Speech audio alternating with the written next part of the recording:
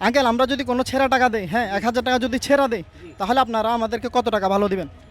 1000 টাকা সিরা টাকা 1000 দিলে আপনাকে মনে করেন হয়তো ছোটো নোট হইলে 1800 টাকা দেবো, বড় নোট হইলে 1900 টাকা দেবো। এবার মানে 1000 টাকা নোট হইলে আপনাকে আপনার কাছে আঙ্কেল এরকম কি কোনো ছেঁড়া ফাটা নোট আছে যে আমাদেরকে দেখাচ্ছি সমস্যা নাই, দেখাতে পারবো। সিরা টাকা দেখবেন।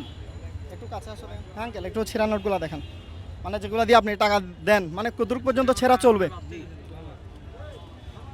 এগুলা মনে করেন আপনার রেগুলার টাকার উপরে নির্ভর। আচ্ছা যেমন মনে করেন আপনার এই যে এই টাকাটা নিছি আমি, জি আঙ্কেল। এটা আমি নিছি 400 টাকা দিয়া, এটা টুকরা হয়ে গেছে, আচ্ছা এই যে টুকরা হয়ে গেছে। এটা 400 টাকা। আবার আচ্ছা। এই নোটটা নিছি আমি 300 টাকা দিয়া, আচ্ছা এটা কয়েকটা টুকরা হয়ে গেছে। আচ্ছা আচ্ছা এটা আঙ্কেল একটু আমাকে দেন।